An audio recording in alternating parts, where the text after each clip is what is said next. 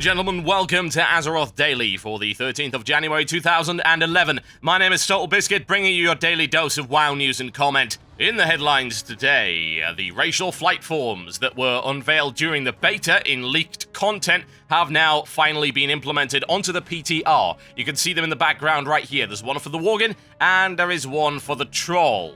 Which is better? Well, I think that should be blindingly obvious. And if you say Worgen, you're wrong. Factually, scientifically wrong. Could be proven by science. Sorry, just can't have it.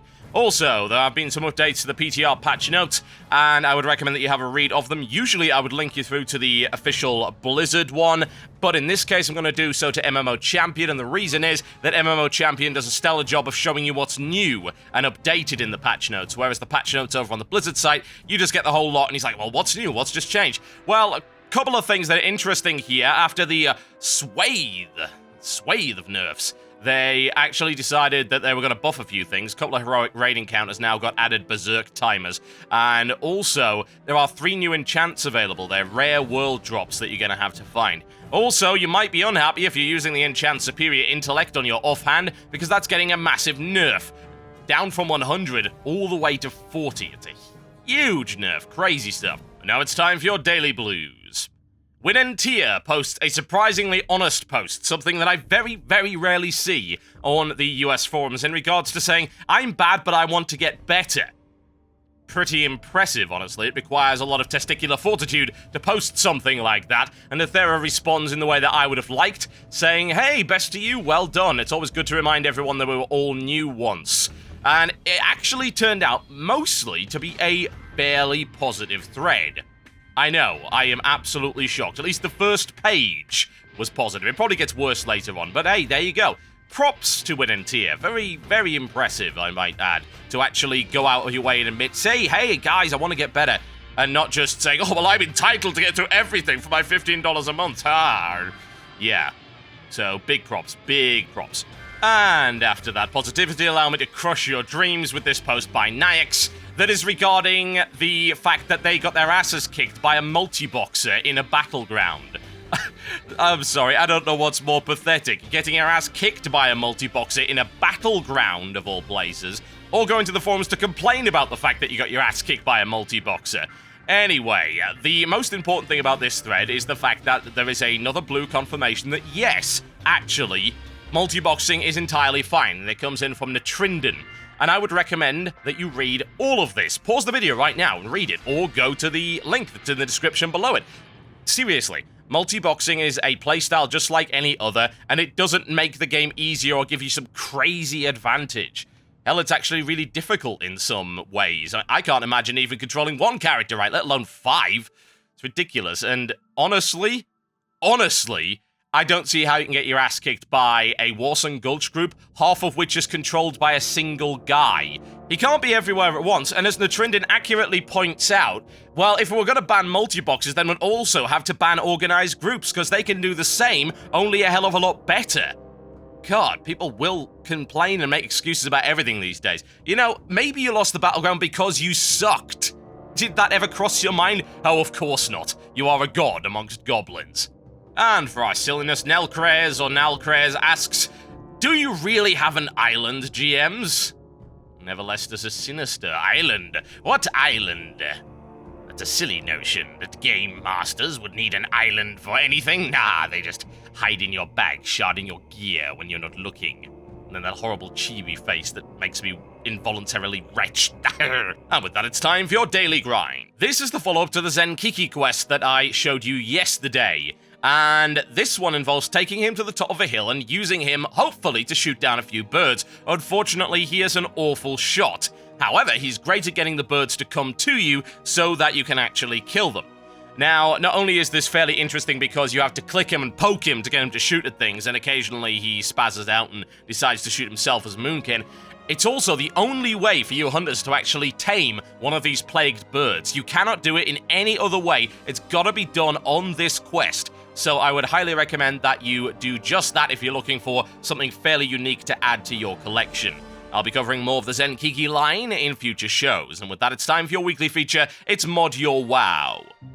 Okay, we're going to have a look at 2 mods this week, the first of which is a replacement for the standard Blizzard scrolling combat text, and it is called Mixed Scrolling Battle Text. Now, it is really, really nice to look at, honestly, and it allows you a wider range of configuration options in comparison to, say, scrolling combat text or the built-in Blizzard scrolling combat text. It also allows you to configure a variety of sounds and audio cues, which you can do in a custom fashion, as well as import your own fonts, customize things to your liking. Got a lot of different options in terms of placement, what's reported and what isn't. There's even an anti-spam option to make sure there's not too much stuff coming up on the screen.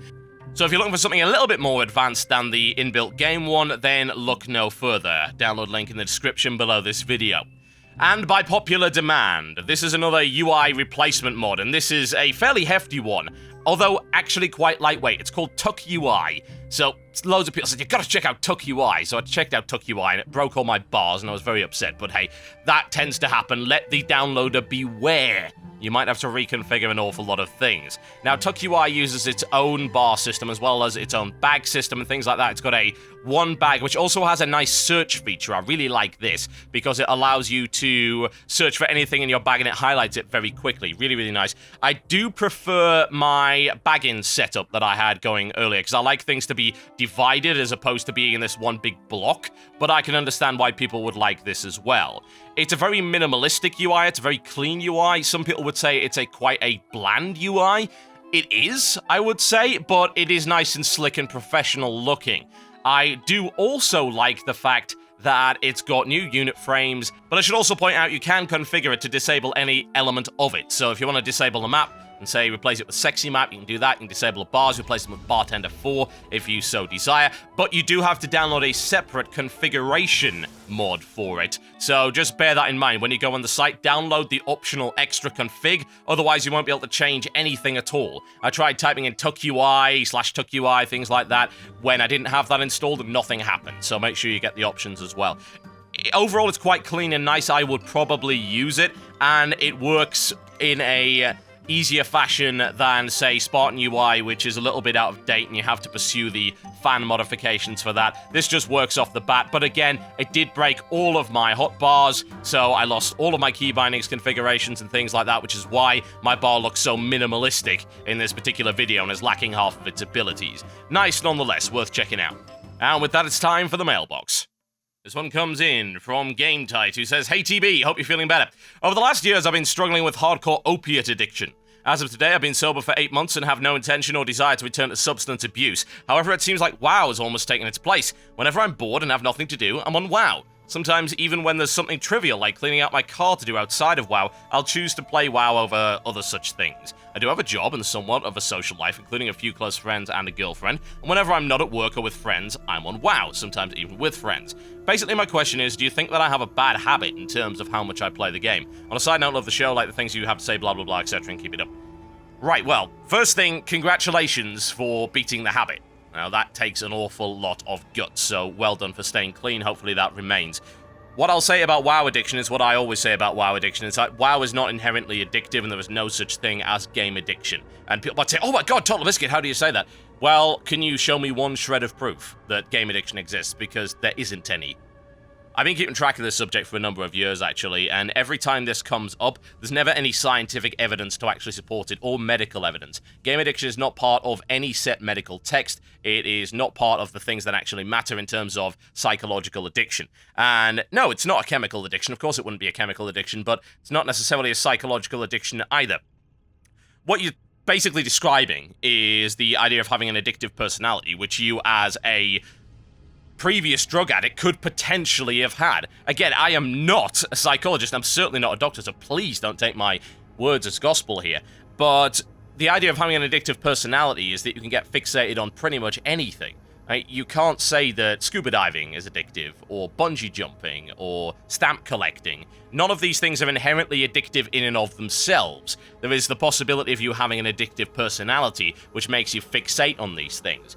But the problem is that you can't treat WoW addiction, quote-unquote, when you actually should be treating an addictive personality. It's like treating a disease by only suppressing the symptoms. It doesn't work, does it? That's not how medicine works. It's not how a doctor would operate, or indeed a psychologist or psychiatrist. They try to get to the root of the problem, which is always pretty much the same thing. By the sounds of what you're saying, no, I don't think you have any kind of habit, honestly. I like to fill my time with whatever I can. Like, for instance, if I have spare time that I'm not spending either working or out with friends or whatever, then I'll probably be spending it gaming. Does that mean I have a gaming addiction? No, it means that I don't like to be bored. It's the same reason why I'll just quit out of WoW and go play something else if I'm bored of it. It's like, well, you know what? I could be using my time to do something enjoyable like another game instead of grinding this nonsense. I don't think you've got a problem at all. It doesn't sound like it. You have a social life. You've got a job. Where it becomes a problem is when it starts prioritizing elements of your life that are more important. You know, cleaning out your car, actually, in the grand scheme of things, not all that vitally important. You know, sometimes I will not clean my office, okay? Does that mean that I have a crazy WoW addiction? No, it just means I'm a bit lazy and don't like cleaning. Who the hell does? Come on. But if you were not going to work to play World of Warcraft, then yes, I would say that you have a priorities issue and maybe you have an addictive personality that you should be looking at. But no, it sounds like you've got a perfectly healthy hobby. And what is wrong with that? Absolutely nothing. In my opinion, nothing wrong with that at all. WoW may not be the most physically healthy hobby you could have, but it is a healthy hobby in terms of your mind and in terms of socially nonetheless. Especially when it's balanced with actual real-life social activity and, of course, the responsibilities of a job. This one comes in from Jack, who says, "Hey TB, I have just started doing archaeology and I find it very interesting, but at the same time, a bit of a grind. I got into archaeology since I'm told you have a chance of getting epic BOA items when you get your archaeology up to about 450. Since I'm a Death Knight, I'm going for Zinrock, Destroyer of Worlds, the two-handed sword, and I know that if I get it, I will at some point get a better weapon, but since it's BOA, I can send it to another character if my DK outgears it, or just keep it since it looks plain awesome. Yes, it does. Yes, it does. Anyway, there's also a caster staff from Dwarf and the cloth caster rose from Night Elf, possibly other items, but like I said, it is a bit of a grind just getting up to 450, and you have to keep going on with a small chance of it popping up. My question to you is, do you think the reward is worth the grind? I've already decided to give it a go, but I'd love to hear what you think. Archaeology is a bit grindy in terms of the fact that it is the same repetitious activity over and over again, but what I like about it, which is what I like about a whole bunch of different professions, particularly the gathering professions, is you can do it while doing other things. I think if you dedicated yourself to doing nothing but archaeology, then yeah, damn right, that's a grind. That's exactly what it is. But in terms of, say, leveling up or doing questing elsewhere, I would fly over an area. Maybe if I'm even doing Azeroth Daily, I actually do this. I'll fly over an area, it's like, oh look, in this area that I need to be in to do this particular bit of filming, there is also an archaeology patch. Let's go do a little bit of archaeology. I might not level up very fast, but I'll get there eventually. I'd also like to point out that it's very valuable to those of you who do have a lot of alts or are considering rolling them because of the BOA element of it. Hey, I just got an item that I can use on all of my characters, as opposed to, say, if I'm mining, well, I've got gold that's going to get spent on repairs on the next raid. Archaeology, while it does take a long time, does have some of the best rewards out of any profession, certainly out of any secondary profession. No question about that. It far outstrips anything else you can get from that. So personally, I wouldn't pursue it as a grind. I would pursue it while you're doing other things. As what it is, it's secondary. It's called secondary for a reason. Treat it as such. Do it when you have the time, when you feel like it, but don't go crazy for it. Gear is always a transitionary period into better gear, every single time. So I wouldn't stress over getting it as quickly as humanly possible, unless you really need that spare item level. Okay, folks, I'm done for the day. Thank you very much for watching Azeroth Daily. Because people are being concerned about it, I did go to the doctors today, and I'm having blood tests done, but they reckon it's called acute urticaria, which is a large-scale allergic reaction brought on by stress. So I am trying to cut back a little bit on my interaction with the community in general, which means I'm not going to be reading so many comments, I won't be replying to so many comments, and I've actually shut down my PM box, simply because I need to step away from the YouTube side of things as much as I can, while still trying to keep my rate of videos up. And the only way I'm going to do that is if I concentrate on making videos and not with interacting with people. I know it sucks for some of you, but it's just how it's got to be for the time being. Doctor's orders. so don't expect too many scathing remarks. But I might add that I will be employing a couple of volunteer moderators. They've already been chosen, so don't apply for this position, to keep an eye on this channel. So if you misbehave, you will get banned just the way that you got banned before. Okay, folks, thanks for your concern. It's been very touching. There's been a lot of people expressing concern over my health. Don't worry about it. I will be fine. Like I say, video load will possibly slightly decrease, but I am staying on it as much as I possibly can. So do stay tuned to the channel. Remember, if you like this video, to thumb it up. If you don't like it, please thumb it down. That is what the system is there for. And I will see you next time.